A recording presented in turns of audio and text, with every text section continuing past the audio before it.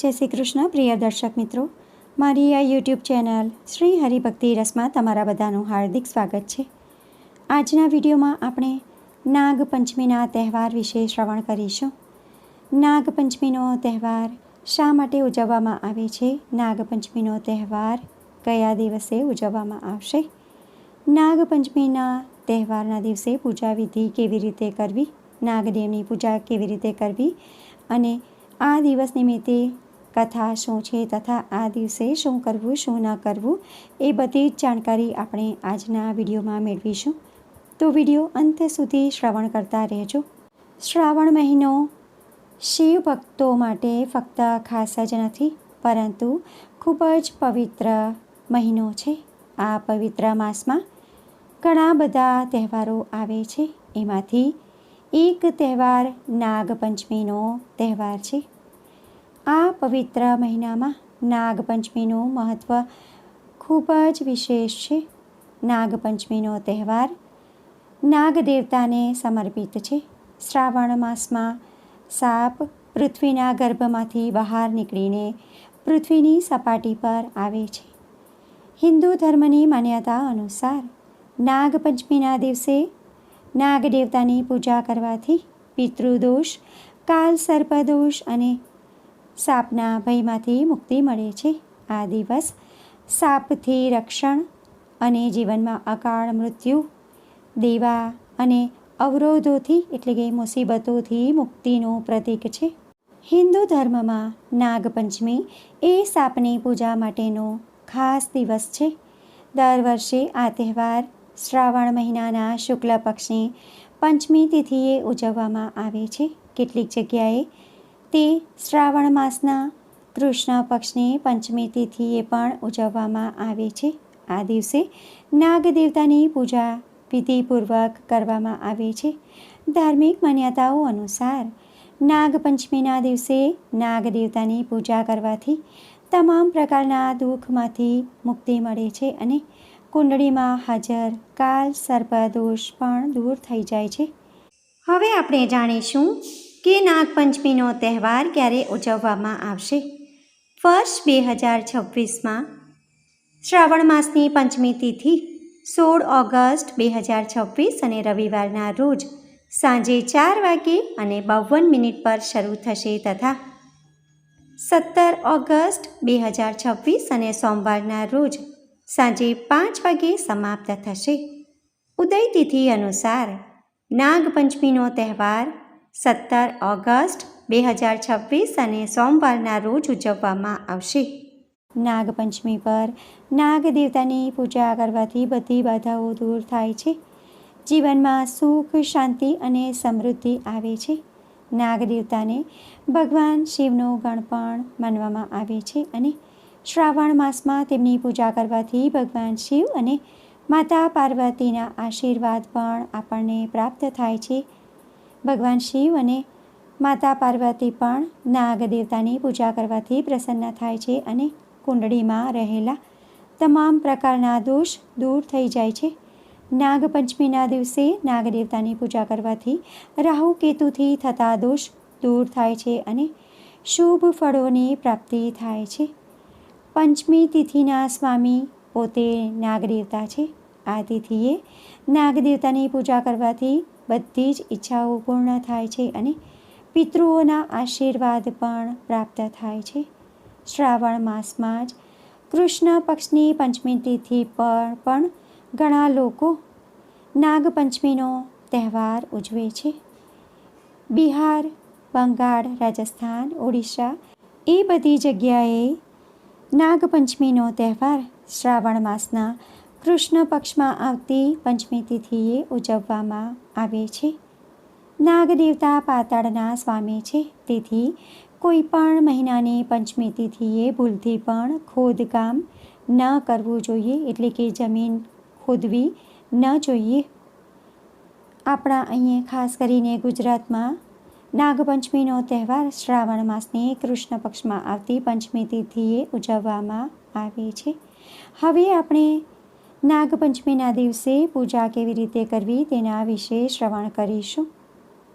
સવારે બ્રહ્મ મુહૂર્તમાં ઉઠી સ્નાનાદિ કાર્ય પતાવી સ્વચ્છ કપડાં પહેરવા. ત્યારબાદ સૂર્યદેવને અર્ઘ્ય આપવું. તમારા ઘરના મુખ્ય પ્રવેશ દ્વાર અથવા પૂજા સ્થાન પર નાગ દેવતાનું ચિત્ર અથવા તો માટીનું ચિત્ર બનાવવું અને નાગ દેવતાને હળદર, કંકુ, અક્ષત, દૂધ, પાણી, ફૂલો અને ઘાસથી નાગ દેવતાની પૂજા કરવી. દૂધમાં ખાંડ કે મધ ભેળવીને નાગ દેવતાને અર્પણ કરવું. તમારે નાગ દેવતાને દૂધ અર્પણ કરતી વખતે એક વાતનું ખાસ ધ્યાન રાખવાનું છે કે દૂધ જરા પણ ગરમ ન હોવું જોઈએ. જો દૂધ ગરમ હશે તો તમને ઘણો મોટો દોષ લાગી શકે છે. તો આ વાતનું તમારે ખાસ ધ્યાન રાખવાનું કે દૂધ ગરમ ન હોવું જોઈએ. અને નાગ દેવતાની પૂજા કરતી વખતે તમારે મંત્રનો જાપ કરવો. ઓમ નમઃ નાગાય અથવા તો ઓમ નાગેન્દ્રાય નમઃ મંત્રનો જપ કરવો. નાગપંચમીના દિવસે ઉપવાસ કરવાની પણ પરંપરા છે. ખાસ કરીને પરિણીત સ્ત્રીઓ બાળકોની રક્ષા માટે અને બાળકોનું આયુષ્ય વધે તે માટે નાગપંચમીનો ઉપવાસ અને વ્રત કરે છે. પૂજા પછી ઘરની આસપાસ રહેતા સાપને નુકસાન ન પહોંચે તેનું ખાસ ધ્યાન રાખવું. તેમને દૂધ પીવડાવવું અને પરંપરાનું પાલન કરવું. આ દિવસે નાગ દેવતાની કથા ખાસ શ્રવણ કરવાની. પૂજા પતે પછી તમારે કથા વાંચવી અથવા શ્રવણ કરવી. તમારા ઘરના નજીકમાં જો શિવ ભગવાનનું મંદિર હોય તો ત્યાં જઈને પણ તમારે નાગ દેવતાની પૂજા કરવાની અને શિવલિંગને જળ અર્પણ કરવું. ભગવાન શિવની પણ પૂરી શ્રદ્ધા ભક્તિથી પૂજા કરવી. માતા પાર્વતીની પણ પૂજા કરવી.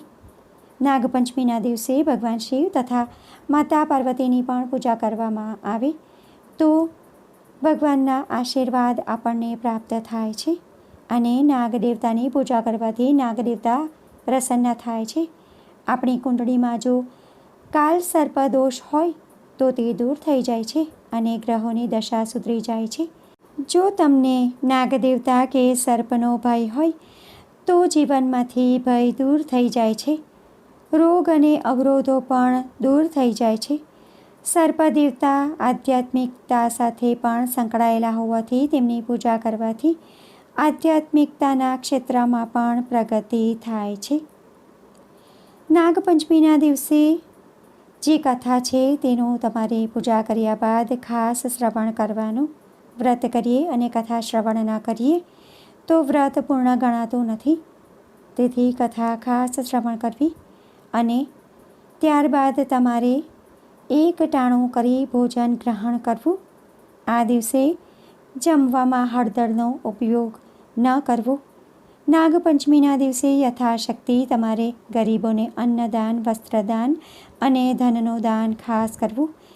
તમે અનાજનું અને જળનું દાન પણ કરી શકો છો. આ દિવસે તમારે ગાયને ઘાસચારો, રોટલી અને ગોળ પણ જરૂરથી ખવડાવવા જોઈએ. તેનાથી તમને અનેક ગણું પુણ્ય પ્રાપ્ત થાય છે. નાગપંચમીના દિવસે ક્રોધ કરવો ન જોઈએ. કોઈનું અપમાન ન કરવું. કોઈને અપશબ્દો ન બોલવા. કોઈના પર ગુસ્સો ન કરવો. ઘરમાં ઝઘડો કે બહાર કોઈની પણ સાથે ઝઘડો ન કરવો. ઘરમાં શાંતિનું વાતાવરણ રાખવું જોઈએ. નાગ સ્તુતિ તમારે ખાસ શ્રવણ કરવી અને કથા ખાસ શ્રવણ કરવી. તો હવે આપણે નાગપંચમી નિમિત્તે જે કથા છે તેનું શ્રવણ કરીશું. તો મારી તમને વિનંતી છે કે કથા પૂરી શ્રવણ કરજો અને વિડીયો પસંદ પડે તો બીજા લોકો સુધી વિડીયોનો પ્રચાર કરજો, જેથી બીજા લોકો પણ કથા શ્રવણ કરી શકે અને તે પુણ્યના પણ તમે ભાગીદાર થાવ. તો ભક્તો હવે કથા શરૂ કરીએ. બોલો નાગ દેવતાની જય. એક ગામમાં એક ડોશીમાં તેના 6 દીકરા અને વહુઓ સાથે રહેતા હતા. તેમાંથી 5 વહુને માતા પિતા હતા. પિયર હતું, પરંતુ નાની વહુ રાધાને પિયરમાં કોઈ નહોતું. આથી બધા તેને નપીરી કહી મેણા મારતા હતા. તેની પાસે સાસુ અને જેઠાણીઓ ખૂબ કામ કરાવતા હતા. તેને પૂરતું જમવાનું પણ આપતા નહોતા. શ્રાવણ મહિનો આવ્યો. ઘરમાં ખીર બની હતી. ઘરમાં બધાએ પેટ ભરીને ખીર ખાધી, પરંતુ કોઈએ નાની વહુને યાદ ન કરી અને તેને ખીર આપી નહીં. આ દિવસોમાં તે ગર્ભવતી હતી, આથી તેને ખીર ખાવાનું મન થયું હતું. સાસુએ તેને તપેલીમાં જે હોય તે ખાઈને વાસણ માંજવાનું કહ્યું. રાધાએ રસોડામાં આવીને જોયું તો ખાવાનું કંઈ ન મળે. ખીરની તપેલીમાં બાજેલા પોપડા સિવાય બીજું કંઈ નહોતું. આથી તે નિરાશ થઈ ગઈ. છતાં પણ તપેલીમાંથી પોપડા ઉખાડી એક કપડામાં ભેગા કરીને તેણે મૂકી રાખ્યા. તેને એમ હતું કે વાસણ માંજી લીધા પછી નિરાંતે ખાઈશ. હવે બન્યું એવું કે ઝાડ નીચે જે કપડામાં તેણે પોપડા ભેગા કરીને રાખ્યા હતા તે એક નાગણ આવી ખાઈ ગઈ. તે પણ ગર્ભવતી હતી. થોડી વારમાં વહુ વાસણ માંજી ઝાડ પાસે આવી ગઈ તો કપડામાંથી પોપડા ગાયબ હતા. નાગણ આ બધું ઝાડ પાછળ સંતાઈને જોતી હતી. તેના મનમાં એમ કે હમણાં મને ગાળો આપશે, પરંતુ તેને આશ્ચર્ય થયું અને તે બોલી કે જેણે ખાધા હોય તેનું પેટ ઠરજો. આ સાંભળી નાગણ ખુશ થઈ ગઈ અને મનુષ્ય સ્વરૂપમાં દર્શન આપતા કહ્યું, બહેન, તને કઈ વાતનું દુઃખ છે? જવાબમાં રાધાએ પોતાનું દુઃખ વ્યક્ત કરતાં કહ્યું કે માં, મારા પિયરમાં કોઈ સગું નથી, એટલે મને સૌ મેણા મારે છે. વળી થોડા દિવસોમાં મારો ખોળો ભરાવાનો છે. મારે કોઈ ભાઈ નથી, હું કોને ખોળો ભરવા બોલાવું? આટલું બોલતા તેની આંખોમાં આંસુ આવી ગયા. નાગણનું દિલ દ્રવી ઉઠ્યું અને કહ્યું કે તું રડીશ નહીં. તારે જરાય ચિંતા કરવાની જરૂર નથી. તારો ખોળો જ્યારે ભરવાનો હોય ત્યારે એક કંકોત્રી મારા રાફડા પાસે મૂકી જજે. આ સાંભળી વહુ ખુશ થઈ ગઈ. થોડા દિવસ પછી વહુને ખોળો ભરવાનો દિવસ આવ્યો. જેઠાણીઓ નાની વહુને મેણા મારવા લાગી કે પિયરમાં તો કાળું કૂતરું નથી, તો પછી એને ખોળો શેનો ભરવાનો હોય? આ સાંભળી નાની વહુ દુઃખી થઈ ગઈ અને સાસુને કહ્યું કે મારા પિયરમાં દૂરના એક સગા છે, મારે તેમને કંકોત્રી મોકલવી છે. સાસુએ ના છૂટકે મોટી વહુ પાસે એક નાની ચબરખી લખીને નાની વહુને આપી. નાની વહુ ખુશ થતી થતી કંકોત્રી લઈ રાફડા પાસે પહોંચી અને ત્યાં મૂકી પ્રાર્થના કરી ઘરે પરત ફરી. ખોળો ભરવાનો સમય થયો એટલે જેઠાણીઓ અંદરો અંદર મશ્કરી કરતા કહેવા લાગી કે આજે તો નાની વહુ તરફથી આપણને પહેરામણીમાં ખૂબ સરસ ઘરેણાં વસ્ત્રો મળવાના છે. તેના પિયરવાળા ગાડું ભરીને બધું લાવવાના છે. નાની વહુ આ સાંભળી નિરાશ થઈ ગઈ અને મનોમન નાગદેવતાને પ્રાર્થના કરવા લાગી. ત્યાં તો સાચે જ દૂરથી ગાડાઓનો અવાજ સંભળાવા લાગ્યો. સૌ કોઈ એક ધારું એ દિશામાં જોવા લાગ્યા. થોડી વારમાં ગાડા આંગણામાં આવી ઊભા રહ્યા. એમાંથી રૂપના અંબાર સમા નાગણ, નાગદેવતા અને નાગકુમારો ઉતરવા લાગ્યા. તેમની પાછળ બે નોકરો સોનાની પેટીઓ લઈને ઉતરવા લાગ્યા. તેમની પાછળ અન્ય ગાડા પણ આવીને ઊભા રહ્યા. નાની વહુનો ખોળો નાગકુમારોએ ધામધૂમથી ભરાવ્યો. દરેકને પહેરામણીમાં સોના, રૂપા, હીરા, માણેકના દાગીના, મોંઘા વસ્ત્ર આપી બધાને ખુશ કરી દીધા. ખોળો ભરાઈ ગયા પછી નાગણે સાસુને કહ્યું, વેવાણ, મારી દીકરીને વિદાય આપો. સુવાવડ પતી ગયા પછી સગવડે હું એને જાતે મૂકી જઈશ. સાસુ બિચારી શું બોલે? એ તો બધું જોઈ હિપકાઈ ગયા હતા. નાગણ નાની વહુને લઈ વિદાય થઈ ગયા. નાની વહુ નાગણ સાથે ગઈ તો ખરી, પણ મનમાં ને મનમાં મૂંઝવણ અનુભવતી હતી કે નાગણ એને ક્યાં લઈ જશે. પણ નાગનો દર આવ્યો ત્યારે નાગણે હાથ ફેરવતા જમીન ખસી અને ભોંયરું દેખાયું. એ ભોંયરામાં થઈ તેઓ મહેલમાં આવ્યા. રાજા કરતાં પણ ભવ્ય મહેલ જોઈ નાની વહુ આશ્ચર્ય પામી. નાગણે વહુને કહ્યું કે તારે હવે કંઈ કામ કરવાનું નથી, ખાઈ પીને હિંડોળા પર ઝૂલવાનું છે. હા, ફક્ત તારે એટલું જ કરવાનું છે કે સવાર બપોર સાંજ આ રૂપાની ઘંટડી વગાડીને તારે બધા નાગકુમારોને ભેગા કરી દૂધ આપવાનું છે. નાની વહુએ આ કામ સહર્ષ સ્વીકારી લીધું. દિવસો પસાર થવા લાગ્યા.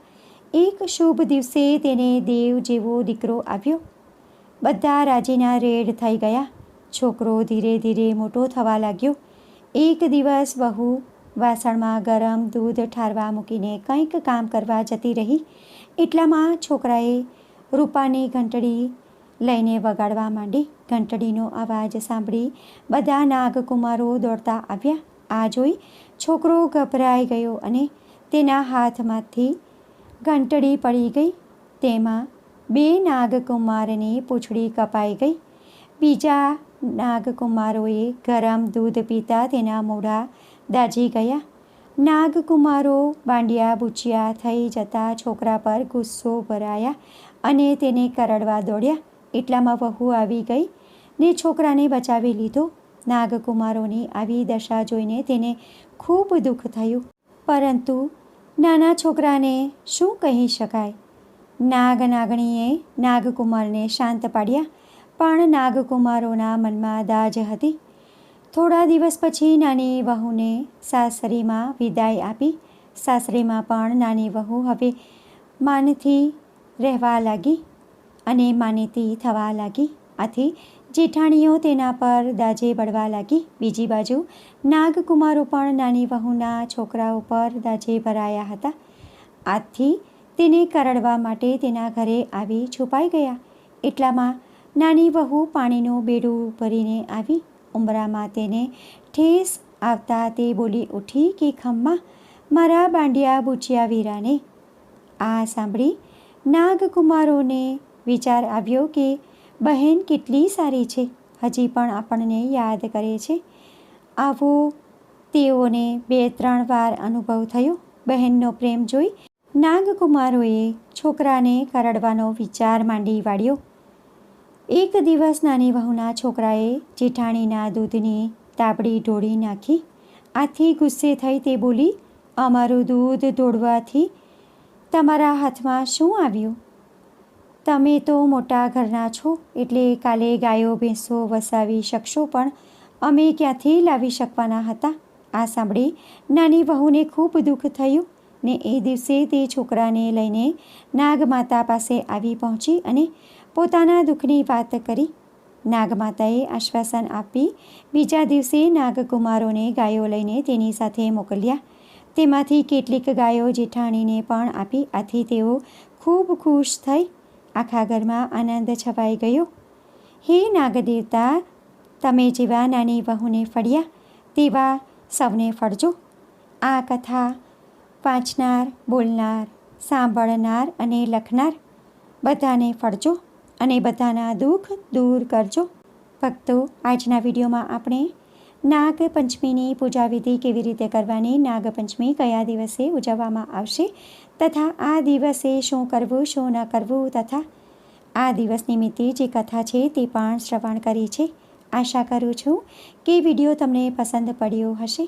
વિડીયો પસંદ પડ્યો હોય તો વિડીયોને એક લાઈક કરજો અને બીજા લોકો સુધી વિડીયોનો પ્રચાર કરજો, જેથી બીજા લોકો પણ શ્રવણ કરી શકે. કોમેન્ટમાં જય નાગદેવતા જરૂરથી લખજો. ફરી મળીશું એક નવા વિડીયો સાથે. ત્યાં સુધી બધા ભક્તોને મારા જય શ્રી કૃષ્ણ, જય નાગદેવતા. વિડીયો જોવા માટે ધન્યવાદ.